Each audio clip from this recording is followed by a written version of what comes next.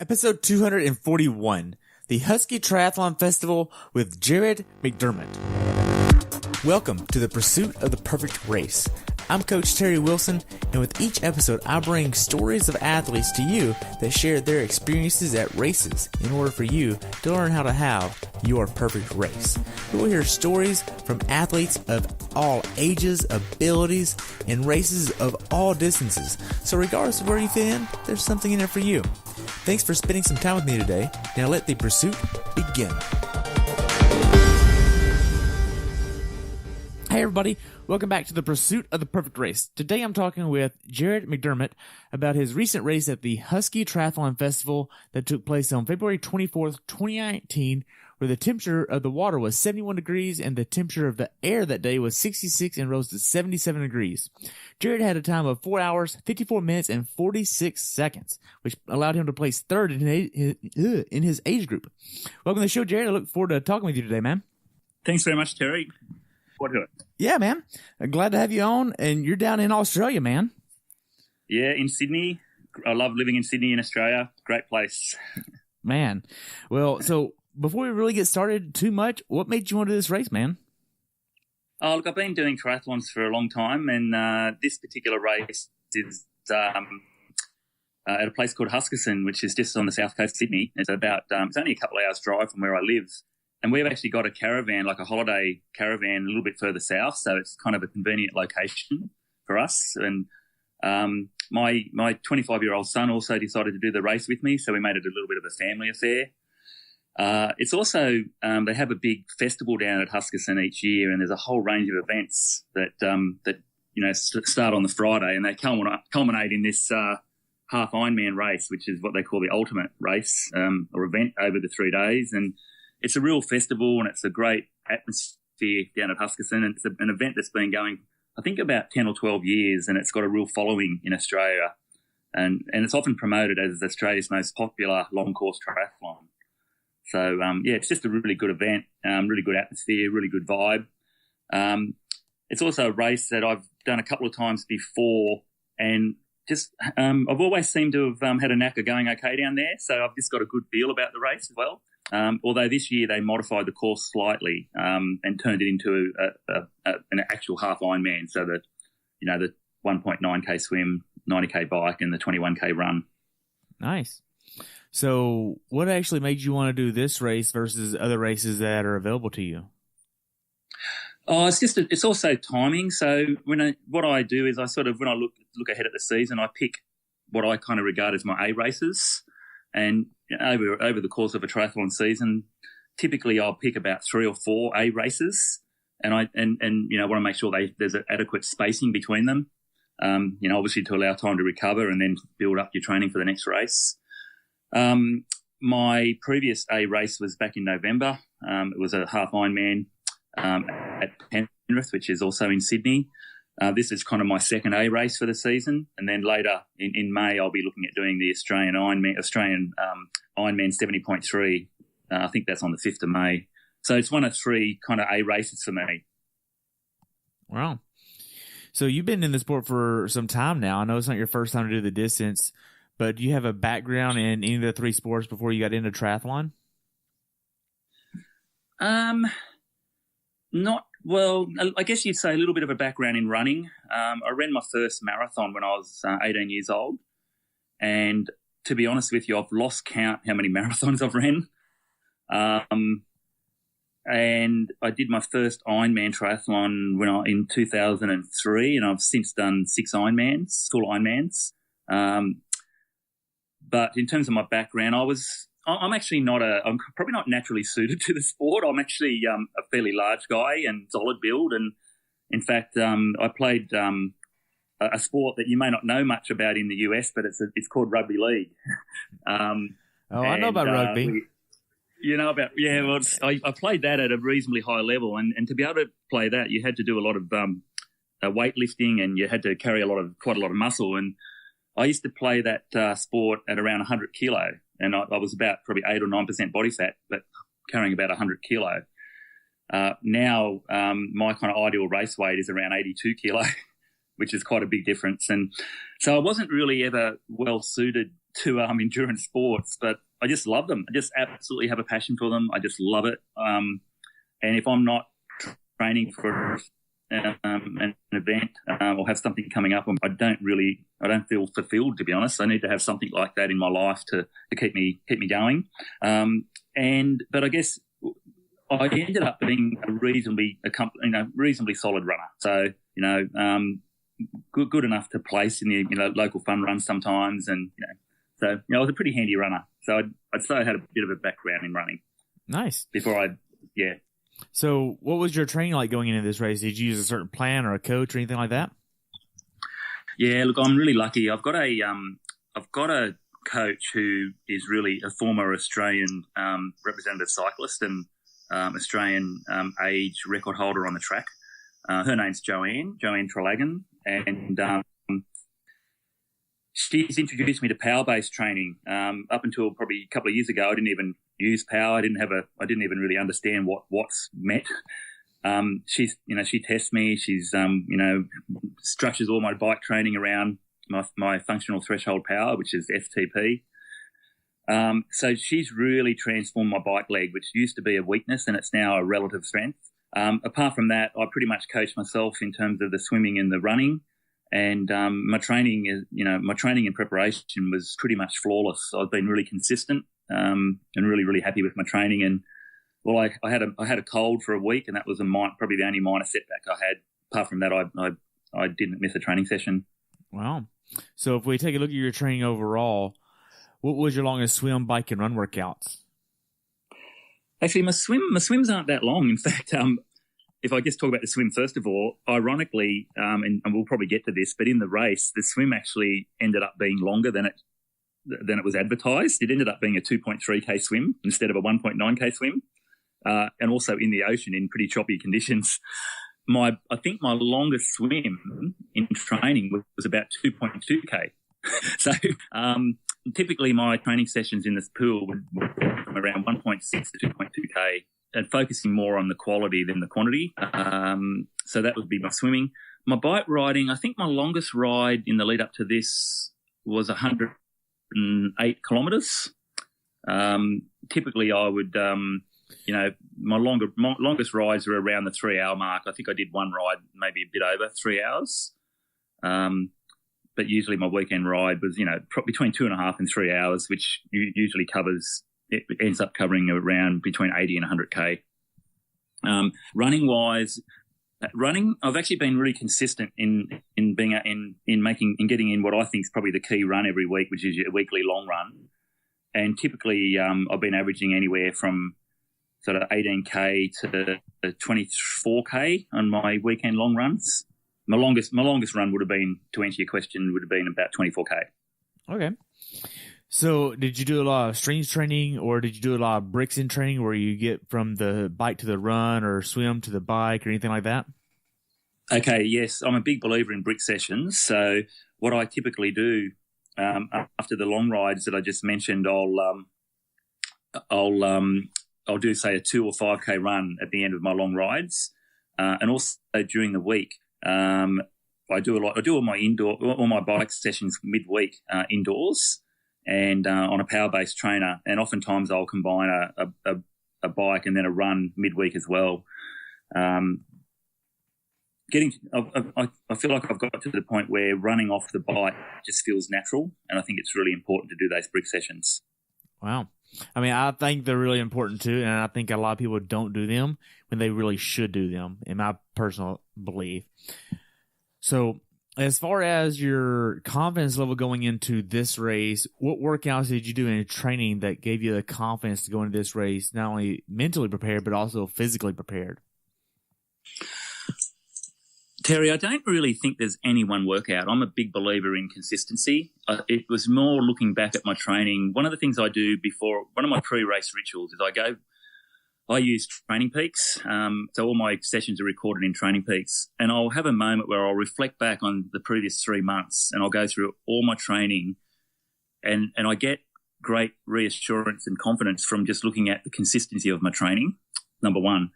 Having said that, there are definitely some key training sessions, and I think, it's those brick sessions we talked about earlier.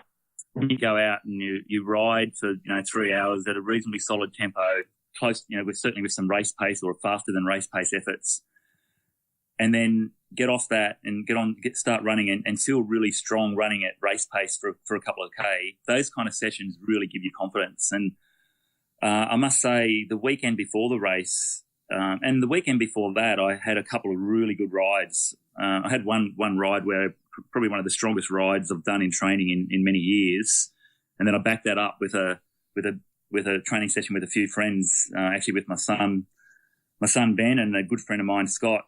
And I just had this day where my legs just felt fantastic, and I was running faster than race pace or targeted race pace off the bike, and it felt almost effortless. And I said to my coach, "Oh, gee, I hope I feel this good next weekend." And so that particular training session did give me confidence. But I might just add, Terry, I in my previous race, I actually was a DNF.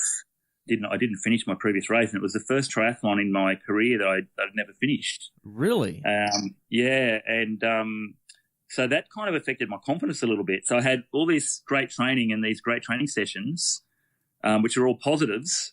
But in my last race, I felt absolutely terrible, and I made the decision to pull out probably only 2K into the run in a half Ironman. Now, as it turned out, I actually had a virus in hindsight, and there was good reasons for why I felt so bad, but it still plays on your mind nonetheless. It does. So did you miss a lot of training, or did you nail it, all of it being that you'd want more consistency through training? Sorry, I'm not sure what you mean. Did I miss a lot of training in the lead up to the previous race, do you mean? Or no, this specific race here at the Husky, did you miss any training? I know you give a lot of stake to nailing all the workouts versus just one specific workout. So did you miss any training?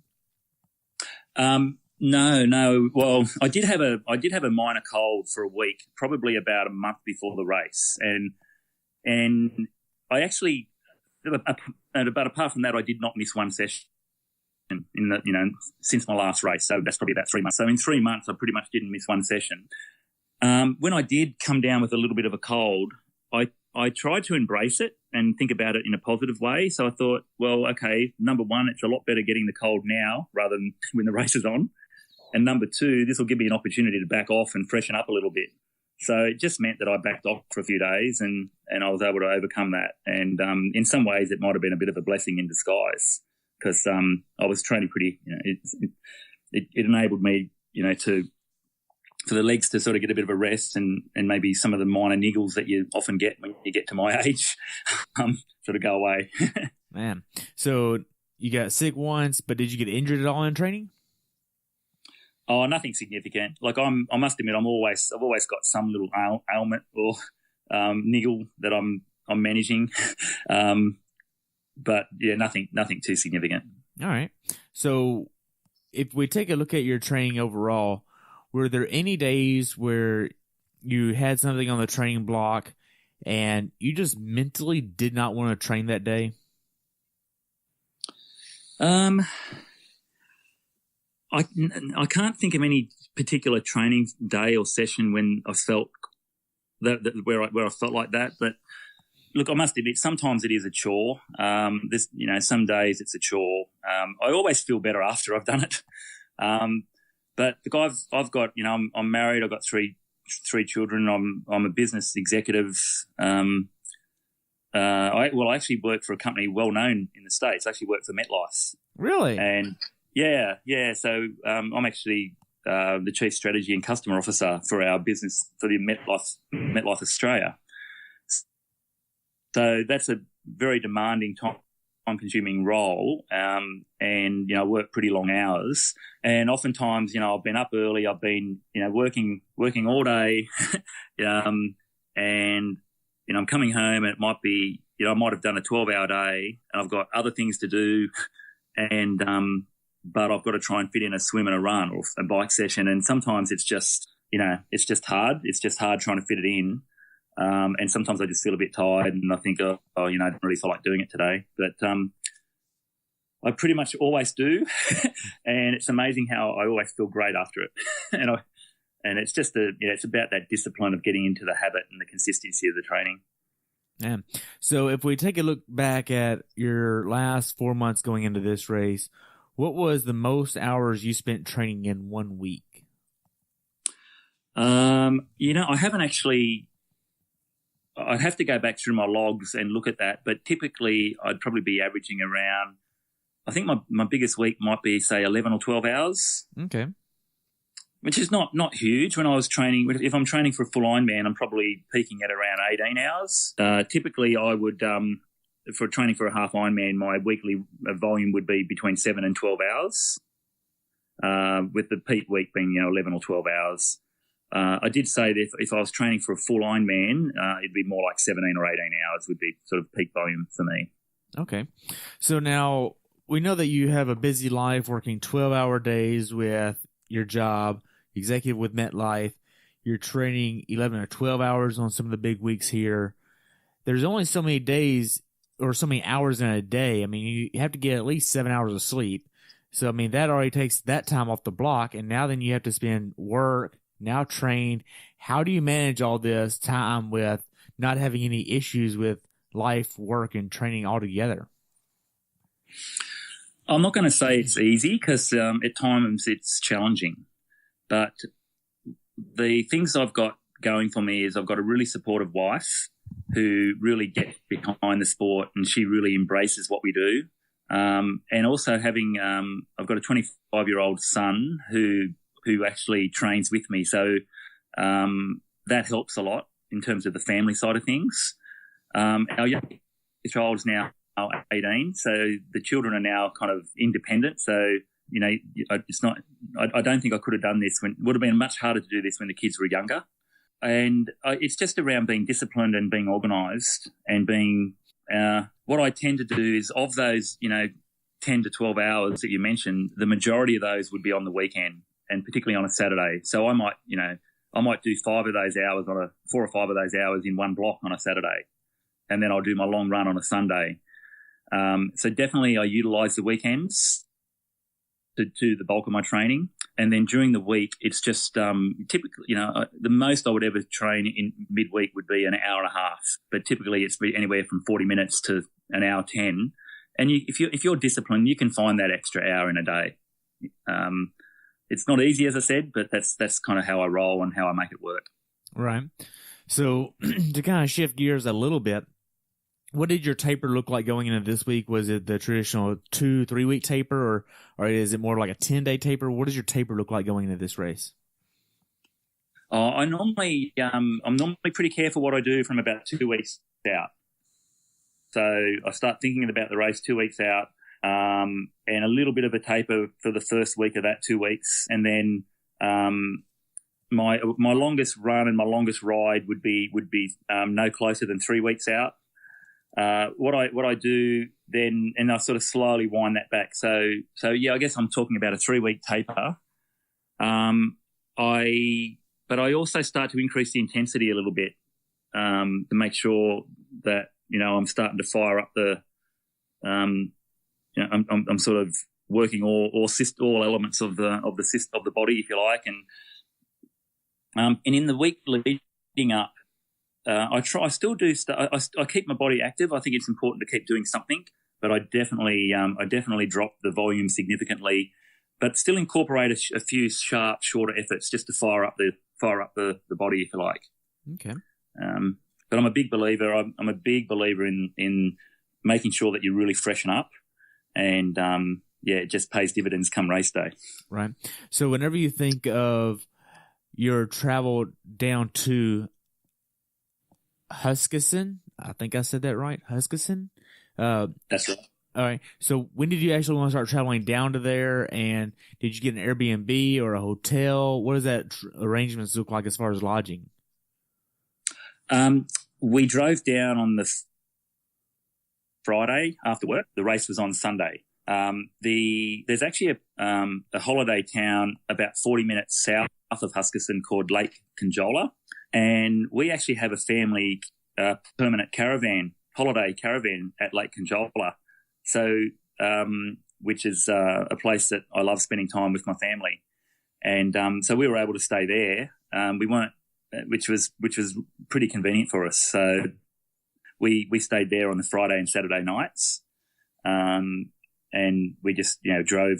I drove with my son, as I said, did the race, and we just went down in the same car, and stayed at our holiday place just south of the event. Nice. So, talk a little bit more about the race here. What was the check-in process like? I know you've done Ironman events and half Ironman events galore and playing marathons, so you kind of have a good understanding of what a big venue versus a small venue is and what the check-in process should feel like and flow like. So what was this event like from that aspect? Oh, it was all, I had no issue at all. It's a very professionally run event. My friend that I referred to earlier, Scott, he was racing on the Saturday. My son and I think we had to register. We had to check in at 2:30 p.m. in the afternoon, and he was racing at 1 p.m. So we were down at our holiday place, and we drove up, and we actually we got there early because we wanted to support our friend, and it was actually quite a hot day, and I forgot to bring a hat, and I was in the sun a lot. So I remember being pretty annoyed with myself because I got actually quite sunburnt, and a little bit of I guess I would call it mild heat stroke, which was a big mistake. So that was my mistake that I made. But in terms of the check-in process at 2:30 p.m., anyone entering, competing in the ultimate half Ironman, it was a pretty short queue. Probably I was there pretty much just as it opened at 2:30, and we were given a race pack, but which basically has your timing chip and all these stickers. There's like with all your numbers on them, and which go on your helmet, on your bike, and also your race bib that you need to have for the run. So you get all that in a pack. But that all worked quite smoothly. There was no real drama. As I said, the biggest drama was me getting a bit sunburnt, which I was a bit annoyed with myself for. All right. So did you have to check your bike in the day before, or could you bring that the morning of? No, we had to bring that the morning of. We weren't allowed to check the bike in on the day before, which is actually a little bit unusual, I must say. And I think that the reason for that is because of there were all these other events, and they needed to utilise the transition area for all the other events that were being held. So it was a really early. The transition opened on the race morning at 4:30 a.m. Wow, that's an early transition morning. Yeah, it meant that we had to wake up at I think it was anyway, it was something like 3:20. I think I woke up. Wow. So the day before the race, you get all your race packet stuff, you get all that fun stuff, put all the stickers on your bike, and you lay out all your stuff. As far as your nutrition the day before the race, are you wanting to get in a certain meal to prepare you for the race, or control your nutrition a certain way to make sure you're getting the right food before the race? What is this like? Yes, again, I've learnt from mistakes in previous races how important that is, Terry. So I really focus on I think nutrition is important all the time, but particularly in the 3 days leading up to an endurance race, I really think about what I'm eating. I'm trying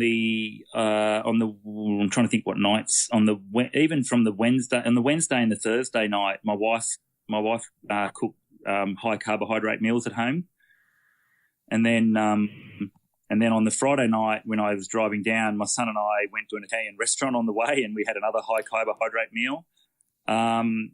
And just eating, so just basically high carbohydrates, healthy, clean, non-spicy, avoiding foods that might have a propensity to upset the stomach, but also keeping yourself hydrated with fluids, and making sure, again, that particularly in the day before the day before the race and the evening of the race, I've always got a drink with me. I'm always sipping, and it's always a mixture of water and electrolytes, and drinks that are high in sodium content as well. So just topping up the reserves. And I don't mind if I feel like I'm putting on, even if I feel a little bit heavy from that. I think you can maybe even put on a little bit of weight. To me, that's just like fueling the engine, fueling the vehicle. and making sure that all your muscle to go. Right. So whenever you think of laying out all your gear and all that fun stuff, I know you're using a disc wheel. You're also using an 808 in the front. You have a nice bike. You have a nice aero helmet, all this fun stuff. But are you doing anything as far as laying your gear out the day before or like going over a checklist to make sure you have stuff in a certain way, laying out stuff in a certain manner? What is this like? Yeah, I do that. I basically go through the race in my head. So I go through everything in my head. I go through from I imagine myself driving to the event and doing everything I have to do all day, and then I think about from my feet through to the top of my head, and I just go through and because I was talking to my son the night before the race, and we said, "Gee, there's so much to remember. You could easily forget something." So I go through it mentally. I also talk to my son and say, and we sort of ask each other questions and saying, "Have you got this? Have you got that?" We sort of test each other, and I think through, what I'm going to, and obviously the nutrition in the race as well. So making sure that you've really got a nutrition plan as to what you're going to consume during the event as well, and other little things like just making sure you got a towel, having a towel with you for the transition area, and all those little things. So yes. I do lay everything out, and I do sit down, and I do go over all that, and not just once. I probably do it 2 or 3 times. Man, I'm glad I'm not the only one that does that. Now, were you worried about the temperature of the water? I know it was a little bit chilly, and it was right on the border of wetsuit legal or not wetsuit legal here, right? Yes, we were very confident that it was going to be a wetsuit optional swim, and the water temperature wasn't a consideration for me. I wasn't even slightly concerned about the water temperature. So it was actually really pleasant. I actually found the water temperature really pleasant. At this time of year, the beaches in Sydney, we're sort of just towards the end of summer. So the water temperature is typically as good as you'll ever get it. Okay. Now, you go to bed the night before the race, and then you wake up on race morning at like 3:20. What is your morning ritual like before you leave where you're sleeping to head down to the race? Are you wanting to get breakfast in? Are you wanting to make sure your tires are pumped up before you take your bike with you? What is all this stuff like? Walk me through that. Yeah, so my ritual in the morning of the race was first thing I think it's important to have something to eat. So I actually had I had a Vegemite toast. So I'm not sure, it's basically toast with this black stuff on it that I think that Americans wonder how Australians eat this stuff, but it's high in sodium and it tastes okay. So I had a couple of pieces of toast with Vegemite on it, and I had a banana, had half a glass of orange juice. I did clean my teeth and wash my face, and that was about it really. I didn't put my race suit on because it's quite tight, so I just wore casual clothes and packed my race suit in with my bag. And in terms of the bikes, we actually had our bikes all ready to go the night before, and clincher tires. So with clincher tires, they don't quite lose their air pressure so much. So I find that with clinchers, I can pump up the tires the night before, and I normally just add a little bit of PSI to allow for a slight drop off in PSI over the night, a slight drop in air pressure in the tires. So that was all done the night before, and it was all ready to go. And that was about it. That was then we just hopped in the car, and we had about a 40-minute drive to get to the event. Nice. So you get down to the event. What was the morning like there whenever you first got there? As far as the atmosphere, was it very welcoming? Was it anything like a normal Ironman where everybody's on edge, or was this more laid back? What was this like? Well, it was quite. You always can sense the pre-race nerves, and there's a little bit of it's a real. This event's got a great vibe to it. Everyone's really super friendly, and so it had that. But you could just feel the tension a little bit in the air, and I think what was adding to that was it was really windy. It was very high gusts of wind, and I don't know whether it was a combination of pre-race nerves, but my son actually he was sick as well, and we were sitting in our car and we could feel the car buffeting from the wind, and the trees were blowing, and leaning over with the power of the wind, and we could see the ocean, and we could see the ocean was really choppy. So the conditions were very uninviting. But it wasn't raining. But it wasn't raining. No, there was a few spits of rain, a few drops of rain, but the rain ended up staying away. But there was a cyclone further north in Australia, so we were feeling the sort of the peripheral impact of that cyclone. Yeah, so the conditions and everyone was just complaining about the wind. So when I got to the transition era, everyone was just everyone was a little bit had a sort of sense of dejection, and people were like, "Oh, I don't want to do the race because it's just too windy." So yeah, that's what I remember. Right now, you're using a disc and an 808, and you weigh just about 200 pounds here, or 83 kilo. Let me get that right. Did you feel like this was going to be too much to knock you around the road? Did you feel like, oh man, I wish I would have just brought my back 808 or a little bit shallower of wheels? I mean, what were you thinking? Well, I don't. They're the only race wheels I've really got. So I probably need to invest in a 404 for the front. That's one thing I was thinking. Yeah, I was quite worried about it. I was thinking, how's my disc going to handle this? And in fact, once I checked in and I had got my bike all set up, I was even worried that my bike was going to stay where it was in transition because it was blowing around so much on the rack. And because of the disc wheel, it was collecting the wind, and my bike was blowing around. And so, yeah, I was worried that my bike was going to fall off in the transition. But anyway, once I'd set all that up, I went and sat in my car, and I was looking up on the internet the impact of riding a disc wheel in high winds. Well, what did you find? I actually found that you don't need to be too worried about the rear wheel because your body weight's sitting on that, and what's more important is your front wheel, which I knew that. I did know that anyway, but then I realised that an 808 is actually probably a bit too big, for these conditions.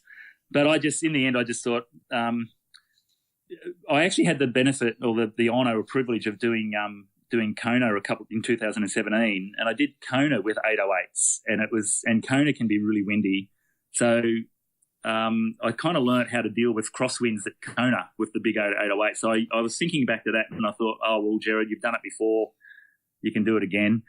The other thing I did, I went to see what the pros were riding. And Craig Alexander did the race, and he's won Hawaii before. He's won Kona. He was a world record holder, actually. Like what, 7 times? Just a few times. So, yeah, you know who I'm talking about. So Crowie was sitting in transition, and I noticed that he had a disc, and I thought, well, if he's got a disc, it's good enough for him. It's good enough for me.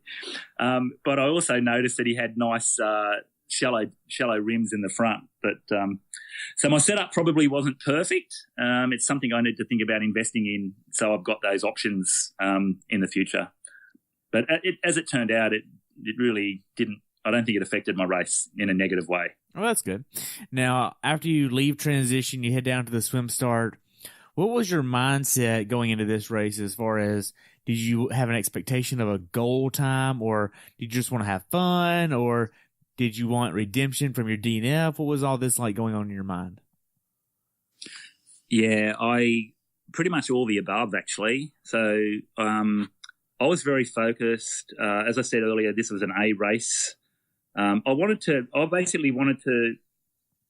have a solid race, and I wanted to feel happy with my performance. That was my ultimate. I wanted to be able to walk away being happy with my performance. My mindset was really being focused on my race plan and executing the race plan. And in terms of my goals, specific goals, I have never placed in what I would call a major triathlon, and I've been close. I've come fourth, but I've never been on the podium. And I kind of had a secret ambition that maybe if things go well, I might podium. And the other thing was I also thought if I could go sub 5 hours, particularly in those conditions on a course, it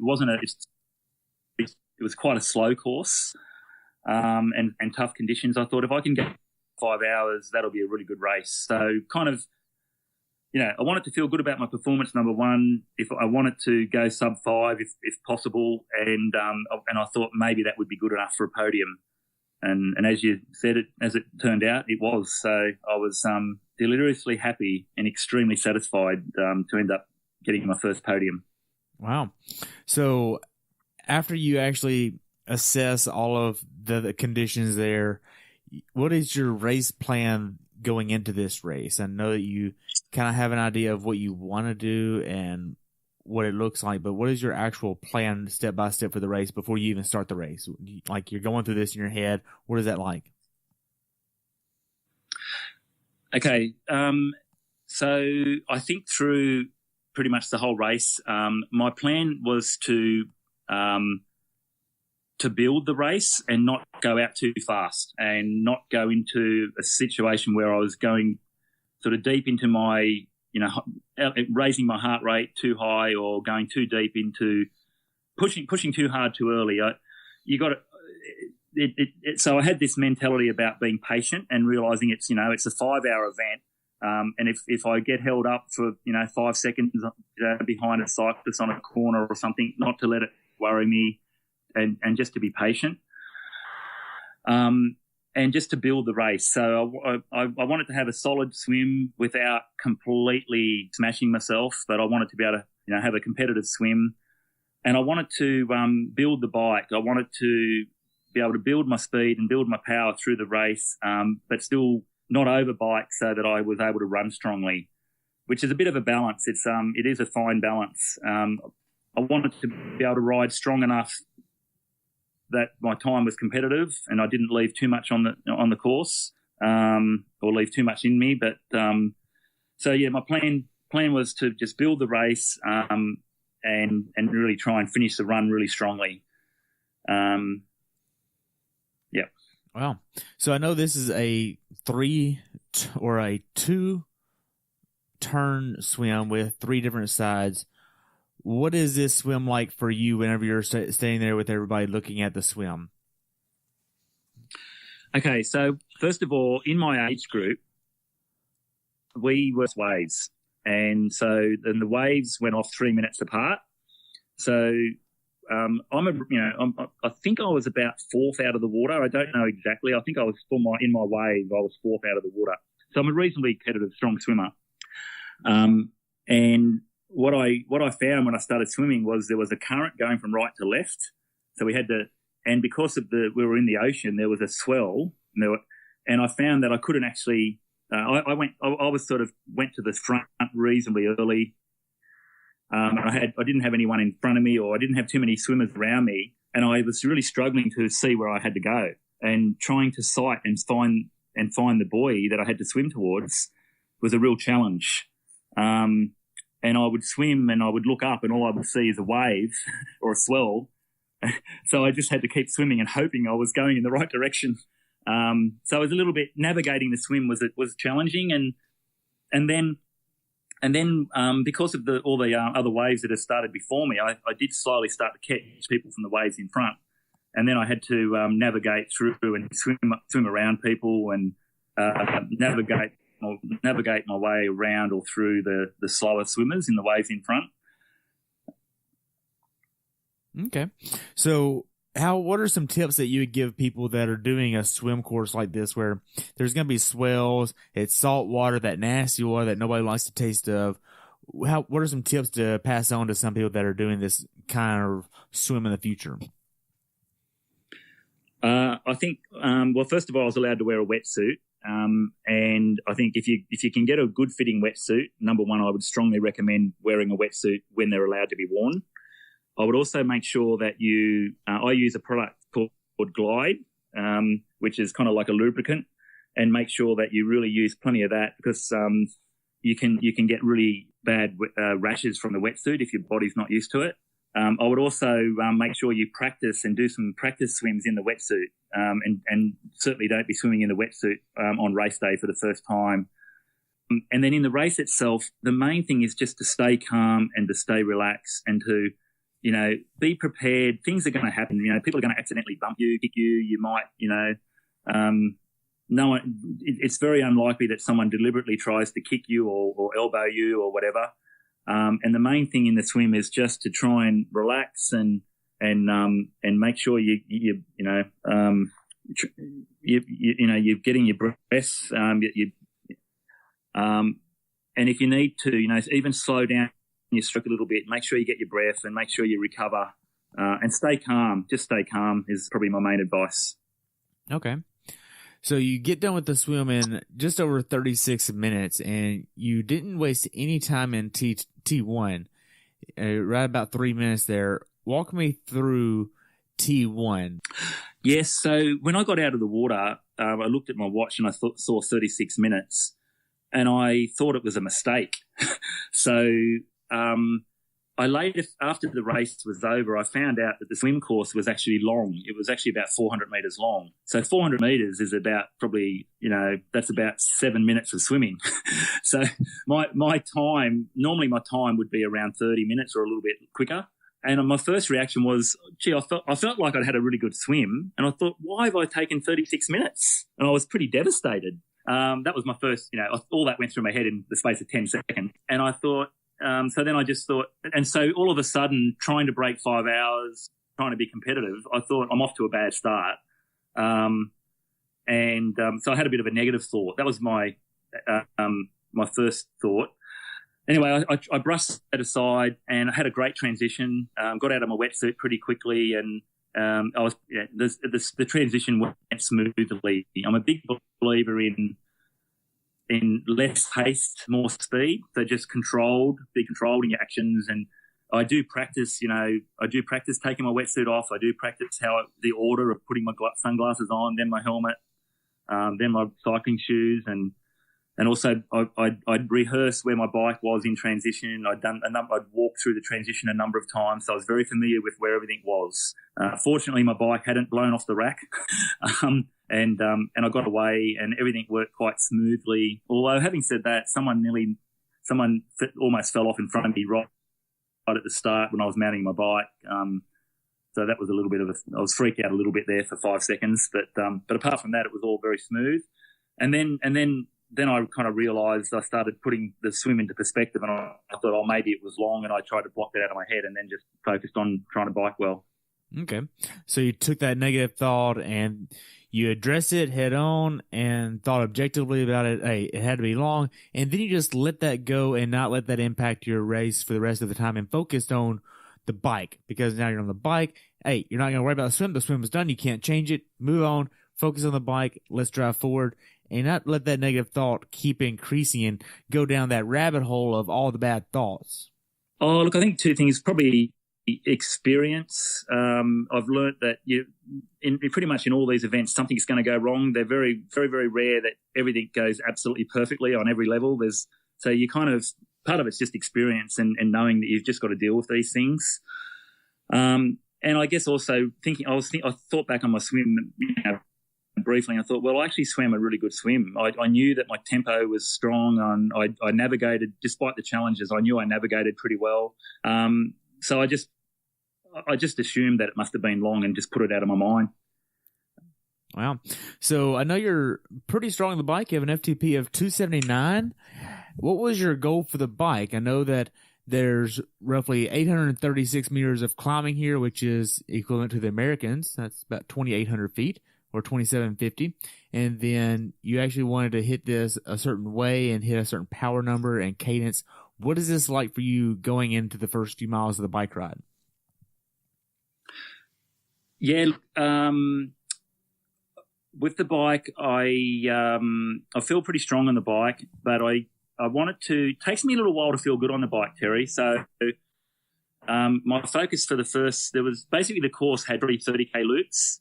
So I just wanted to build and sort of warm up and really build into the race. I had a bit of a sense as to what kind of power I should be able to hold.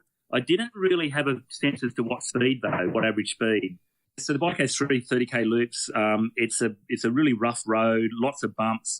It's actually a slow course with a lot of turns as well, a lot of technical turns. It wasn't a course that you could really build momentum on. And plus, as I said earlier, it was very windy as well. So it was a slow course, and I wasn't too. So my average speed at around an hour, which is probably a little bit slower than I've done on other courses. And so I focused more on my power, and my power was sort of in the zone as to what I thought was about the optimal level for me. And I was able to build power in each loop, and I felt increasingly strong as the bike leg continued. Wow. So with the wind, did you have a way to kind of navigate this wind? And I mean, I've biked in really windy conditions, and it sounds like this is that type of day. How did you mentally block that wind out? Because whenever I've biked in very high windy days, it's a mental beatdown. Yeah, it actually didn't really worry me. So I think a couple of things happened. I think the wind itself, I think, died down a little bit as the race went on. So and not only that, the course was protected by high trees either side of the road on a lot of the course. So the wind did not end up being a major factor to me. And because I train with power, I tend to just, when you're going into the headwind, your speed drops, but your power, you just sustain, your target power, and you just, I just put my head down and keep going, and I don't really have any negative thoughts. I just focus on maintaining good form, maintaining a good position. I think it's maintaining that aerodynamic position, and just focusing on riding nice and smoothly and sustaining the power that that your training has told you that you can sustain. So to me, I just kept focusing on. I was really focused. I was in that zone, and just felt really, really good, and felt really comfortable and strong holding my target power. It was a great feeling, actually, Terry. Wow. So as far as the aid stations on this bike course go, how are they? Are they on the right side of the road or the left side of the road? Because I know when I talk to people that did Ironman New Zealand or the 70.3 down there, it's always the left side of the road. So is that the same thing here? Yes, there was only one aid station on the bike, and it was at the end of the 30K, and it was on the left. Okay. Now, what did they have there? Do they have Gatorade? Did they have whatever you needed? Yes, they had Gatorade and they had water. Okay. So you already said the road quality was crap and there was a lot of potholes and things like that. But the second loop of the bike ride, how was this for you? Were you still able to stay in the zone of what you were wanting to do? Was this still feeling pretty good? Yes, well, also in the first lap, I hadn't actually had an opportunity to ride the course. So I think with the second lap, the technical turns, and I kind of got a sense as to what speed I could take the turns. So that was one thing. So I felt a little bit more familiar with the course. But what I found, when I look at my power data after the race, what I did was I lapped my power at the end of each 30K. Now I don't have this in front of me, but I'm pretty sure my average power, my normalized power for the whole race was 230 watts. But my average power for the first 30K was 208 watts. But then for the second loop and for the second 30K and the third 30K, my average power was exactly the same, which was 214 watts. So what that showed me was that I was able to, that's exactly kind of what my race plan was, which was to build the bike. I wanted to build the bike and I wanted to be able to sustain my power without going too hard and not over biking. So what that shows me is I kind of warmed up. I sort of got familiar with the course in the first 30K, and I was just holding that real sweet spot, perfect average power of 214 watts. So yeah, I felt fantastic on the second lap, and I thought, everything was going to plan. Nice. So the last lap, how was this? I mean, by this time, I'm sure there's a lot more people on the bike course, and it's getting a little bit more congested because with the looped courses, there's a lot more people. What was this like? Yeah, that's a good question, Terry. I must admit, I was passing quite a lot of people on the bike, and it meant that you had to be careful. So to be aero, as you would know, you want to keep your head low and you want to keep your head down to be as aerodynamic as possible. But I had to be really careful. I had to always be looking up because there were people in front of me and there were people coming in the opposite direction. So you definitely I had to be very alert and really focused because of that reason. It was actually quite a significant factor in the race. Yeah, you're 100% right. Because of the slower, less experienced riders in front, there were a number of people that we had to navigate. And you've also got some people tend to do unpredictable things, like right in front of you, just as you're catching them, and also people are avoiding potholes. They're avoiding, people are moving around to avoid the rough spots on the road. So you've got to be 100% focused the whole time. You've got to be game on and really focused. There was actually a couple of things, if I might just tell you something that you might find a little bit funny. The professionals started quite a bit before us. And when I was on I think it was my third, I can't remember if it was my second or third 30K, but the male pros actually caught me and went past me. And I looked to my right and I saw number 2 on the bike next to me, and I realised it was Crowy. and I thought, and he wasn't going that fast. I thought, I can probably keep up with Crowy. And I was sort of looking, I was a little bit starstruck looking to my right. And then I looked up and I realised why. There was a car stopped in the middle of the road for some reason. Some car got on the course, unauthorised access to the course. And at the last second, I had to move to the left and avoid this car. So that was a little bit of a moment. But then I ended up sitting behind Crowy, and I wasn't drafting off him. I maintained the legal draft zone distance, but I ended up staying with him for probably close to 2 kilometres maybe, and that was that was exciting for me, and gave me a little bit of a sense as just to how fast these pros go. But I know if I'm honest with myself, it probably wasn't the right thing to do, because in that moment I was throwing out my race plan and holding watts at a slightly higher level than I should have been. And I remember looking down and I was actually holding 240 watts. And then slowly but surely they just moved ahead into the distance, and I went back to my 230 watts. Oh man. But that had to be so fun though. I mean, it was cool. It was so cool. And in fact, it just so happened this happened when one of my friends, actually Scott, who I mentioned earlier, the guy who raced the day before, he saw Crowy coming and he started videoing him on his phone, and then realised that it was me following him. And so I've got video to prove this, and and I ended up posting that video on as a story on Instagram. And Crowy himself actually viewed the video. So that's pretty cool. Man. So you get to the last, say, 5K of the bike ride. Are you doing anything to start preparing to start running? Mentally, yeah, you do start to think about the run. You start self-assessing, how am I feeling, how are my legs. You really never know how you're going to be on the run until you start running. It's always a little bit, you just don't know. But I was feeling good. I felt like I was riding well within myself, and I felt positive about the run. I wasn't like dreading the run. Oftentimes when I'm in a race, I'm like, how the hell am I going to run? I don't know how I'm going to do this. But I had an inner confidence that I was going to feel good.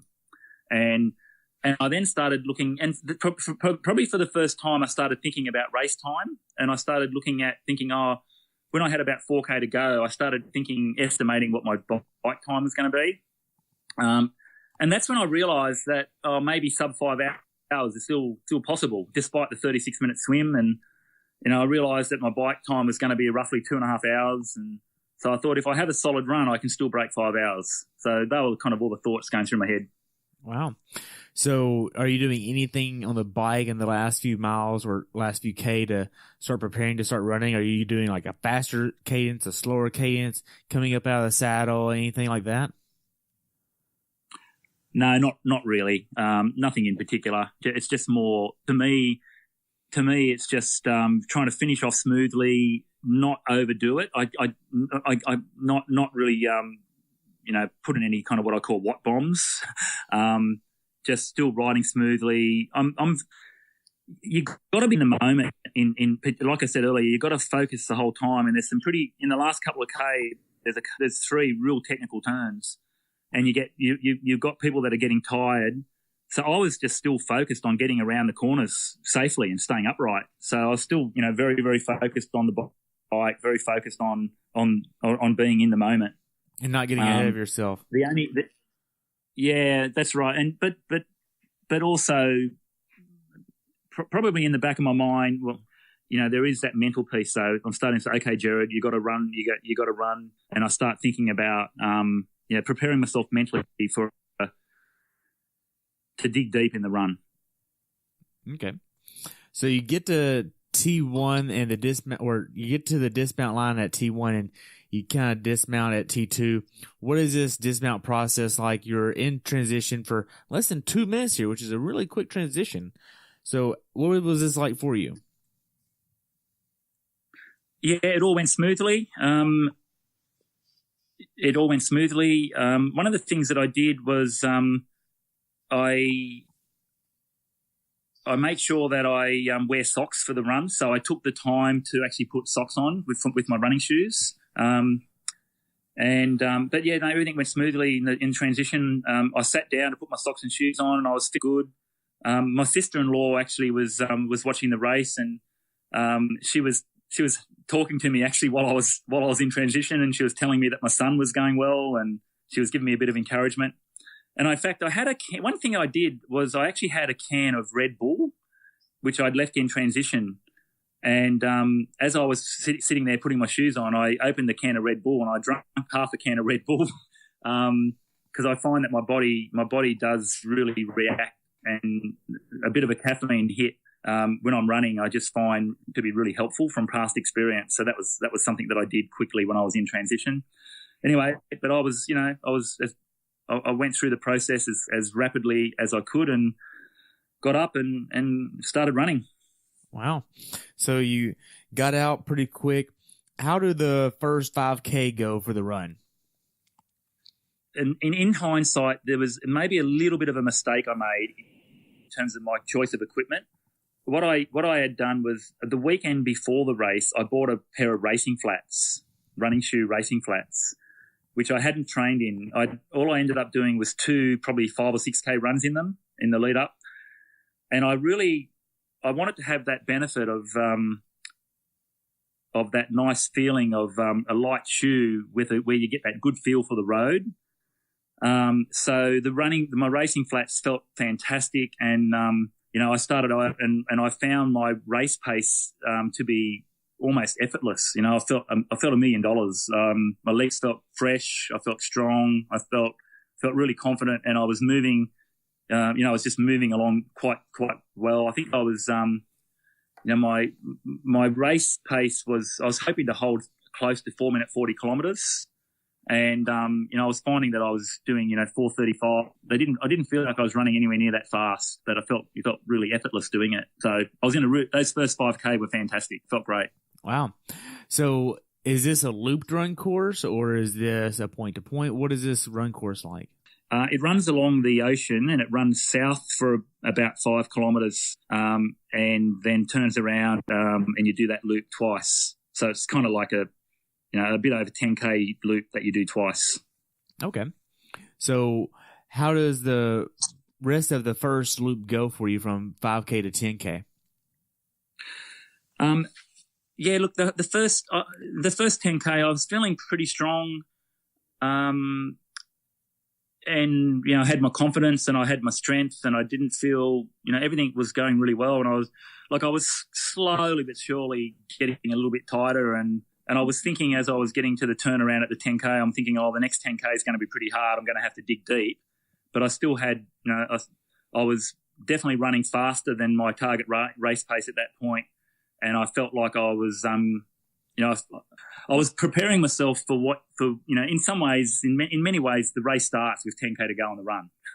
And that's where you really dig deep mentally. And that's where everything's telling you to slow down and you've really got to mentally push yourself to maintain the pace. So I knew it was going to be tough. I knew it was going to be a challenging last 10K, but I also felt confident that I had it in me today. Well, good. So as far as the run course itself, how was the support on the course? Oh, fantastic. Yeah, there was 3 aid stations, lots of volunteers, lots of support. In fact, again, on the first loop on the run, I got to see Craig Alexander coming back. He ended up winning the race, and so I actually congratulated him and said something to him, and he said thanks. But the volunteers were great, and it was just lots of support. There were people pretty much along the course the whole way, lots of spectators, just a wonderful atmosphere all around. Wow. So as far as the run course goes, did you see anything funny that kind of sticks out?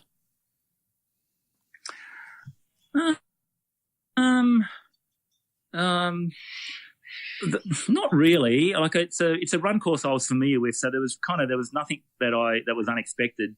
I will say though that most of the run course is on concrete. It's on a concrete path, and it's really hard on the legs.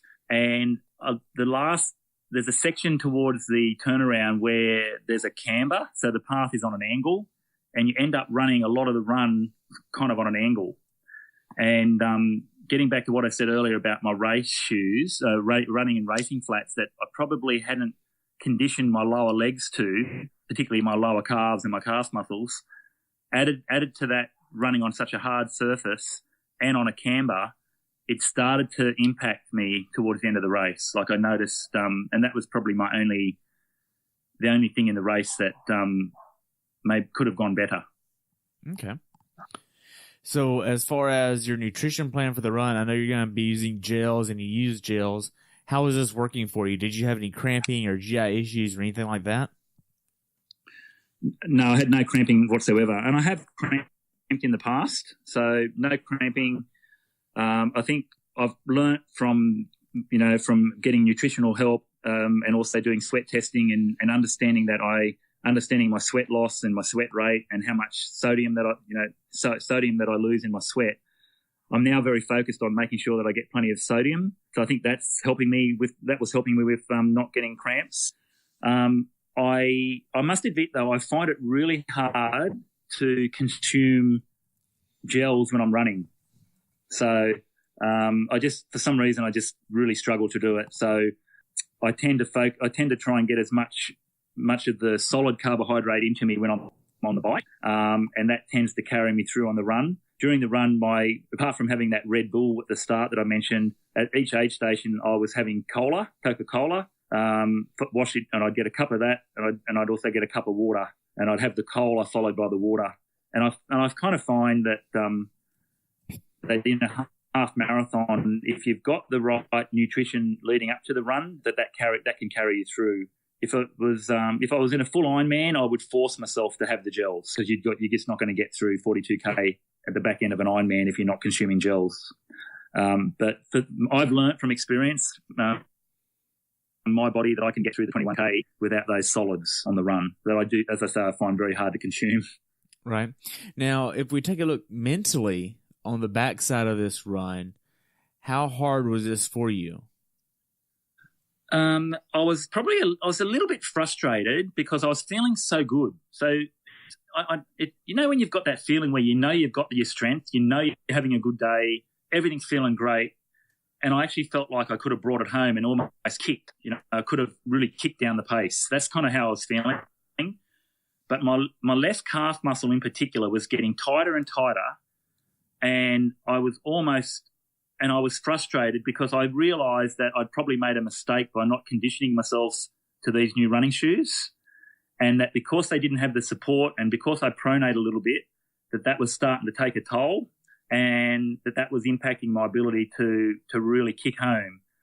So I had to manage it, and it really didn't affect my pace until probably the last 5K, and I felt like I could have kept running at that 4:40 pace or even quicker, but rather than that, my pace was slowing to maybe 4:50, 4:55.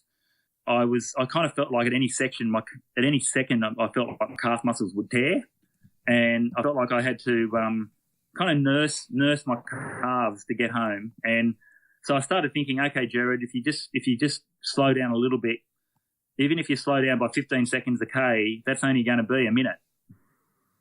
That's only going to be a minute. What's a minute in the context of a 5-hour race?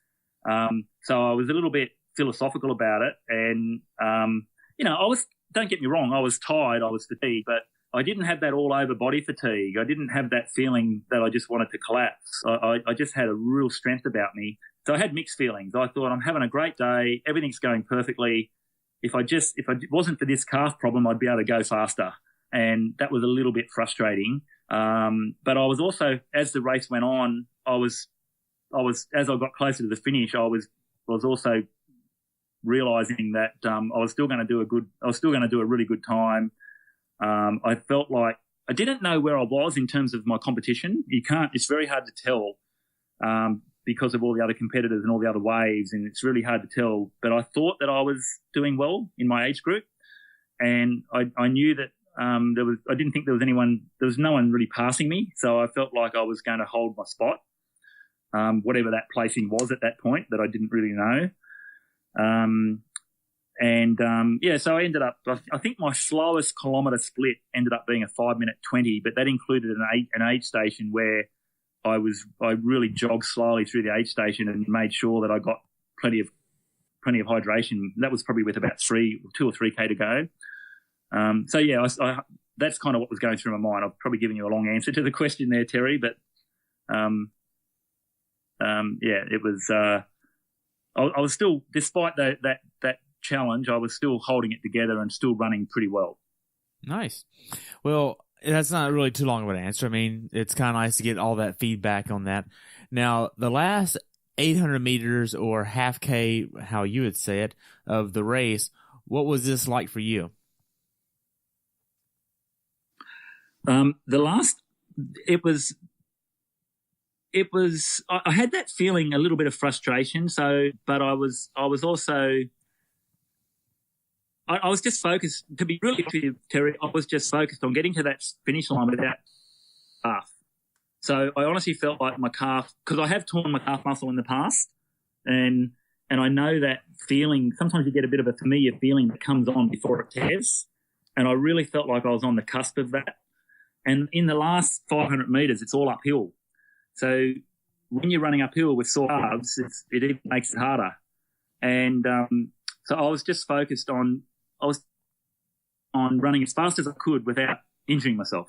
Right. And then it wasn't, and it was more when I got to the finish chute and I realised I only had about 200 metres to go, I then started to feel a sense of relief that I'd got through without injuring myself. Right. Now, at some point along this last kilometer, you probably started looking at your watch and you started realizing, hey, you're going to go sub 5 hours here. Like, you realize, hey, this is really within not only reach, but this is going to have a nice little buffer here of getting well with under 5. What was this like whenever you realized that? It was just a nice, reassuring, satisfying, deeply satisfying feeling. In fact, I realized probably with 10K to go, even with 15K to go, I started realizing that I would have to really drop off significantly not to break 5 hours. So, and then, it was really, even when I was in that last 4K, that's when I realized even if I slow down 15 seconds a K, I'm still going to have a big buffer. So, I was already, it wasn't really in the last K. It was probably, a long way before that. I realized that the sub 5 hours was very achievable and looked like being a reality for me. Wow. So after you finish here, what'd you do next, man? They have a recovery area. I just basically ran a few meters past the line, and I just I just bent over. I didn't collapse or anything. I just bent down and put my hands on my knees and just felt really pleased. I then walked into the recovery area, and a couple of people I knew come up and said hello, and I just started talking to a couple of fellow competitors, and then my son came up to me, and it was a real nice father and son moment where we gave each other a big hug, and I was so proud of my son because I think I mentioned earlier he had the flu. He was really sick, and I was worried about how he was going to go. So, and he had a great race as well, and so we both sort of exceeded our highest expectations, if you like, and we then went and had some ice cream and fruit salad and a glass of Coke and sat down and just enjoyed the fruit salad and ice cream. Wow. So he only finished just a little bit after you, with 10 minutes after you? You didn't beat him by much. No, I didn't beat him by much. No. He started in an earlier ways, so he was actually finished the race, but on a time point of view, I think he went just over 5 hours, 5 hours and 4 minutes or something like that. Yep. But in terms of real time, I think he'd finished maybe 5 minutes before me or something like that. So he was still in the recovery area. So you're saying there's an actual chance that you could have outright beat him with a head start, being half your age. That's what you're saying. It's funny. We actually had a few discussions about this, my son and I. Yeah, so I didn't think I was going to catch him, but and I didn't. But I guess there was a remote possibility, but it didn't happen. He's actually quite an athlete. He when he was younger, he was an Australian level swimmer. He actually was an Australian record holder for his age. So he's I'm very proud of Ben. He won the swim. He actually won the swim leg by 6 minutes. God. And he was the first age grouper onto the bike course, and first in his age group off the bike as well. So wow. So as far as recovering afterwards, how did that go? I mean, you went to the recovery area, recovered, got a massage, rolled out, all that fun stuff, but then you had to head back home later that day, right? Well, actually, I didn't do any of that. I didn't go, no massage or anything like that. What I did was I went back to my car. That's right. I went and got we have our bags in a secure barrier. I got my bag, which had my car keys in it. And what I did was I went to my car, and my phone was in the car, and I looked at my phone, and I had a message from Scott. And the message from Scott said, congratulations, G-Man, podium. You podiumed. And he had already seen the results and told me my result, and that was how I found out that I'd placed. And to be really honest with you, Terry, I actually had a little cry. Really? I was, yeah, because it's been to me, that's been a goal for a long time, the podium in a significant event. And I was just like, wow, I just had an emotional moment. And so then I rang Scott, and I'm like, I'm going, wow. And I was just so pumped. I had this feeling of, I was screaming for joy on one moment and then emotional the next. And that deep sense of fulfillment and satisfaction you get from achieving a long-term goal where you've worked really hard for it. And so a couple of things happened. We left our holiday place in a bit of a mess, and my wife wouldn't have been happy if we left it like that. So we knew we had to go back and clean up. But then I found out, because I podiumed, that I wanted to go to the race presentation to get my award, and that was like I think we had about a 2-hour window. So it ended up being, let's go get our bikes. We've got to go back. We've got to clean up. We've got to have a shower. We've got to get back to race presentation. So, and then so that's kind of what happened. We didn't even get to eat or anything else. We were both starving, really hungry, but we were in such a we just had to get on and get our bike out of transition and pack the car and go and do all that. And then the next thing we did was in between all that, we rang our coach. So my coach also coaches my son, and in fact, my coach's husband is my bike mechanic. So he looks after our bikes, and we had them on speakerphone, and we were just talking about the race, and our coach Joanne was just and Alex, her husband, the mechanic. We had a bit of a debrief on the race, and that was all very special as well. So we're all very, very, very, very happy, and so it was all kind of happening around that time. That's pretty awesome, man. So, what was it like being on the podium?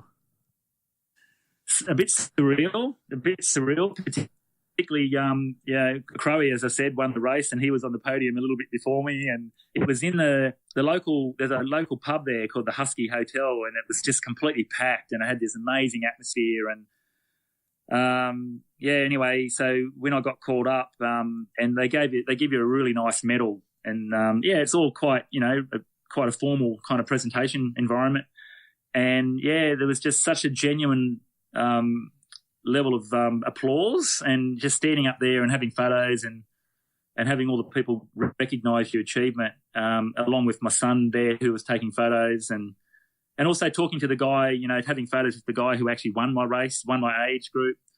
It was just really, it was cool. It was really cool. Wow. So what emotions were you feeling while you were up there, man? Yeah, I didn't cry in front of everyone. That was good.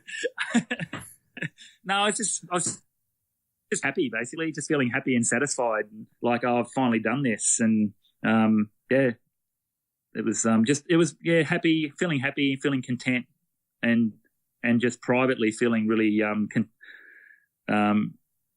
fulfilled and satisfied with achieving a goal. Wow.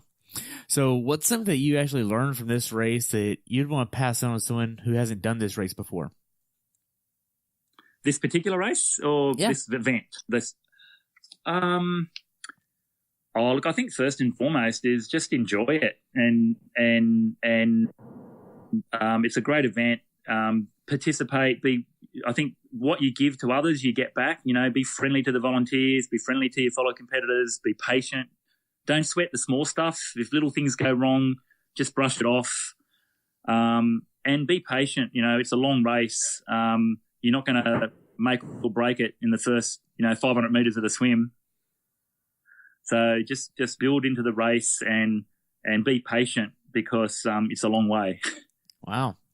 So we covered quite a bit about your race. Do you have anything else you want to add, man? I can't really think of anything. I think you've pretty much covered everything I can think of.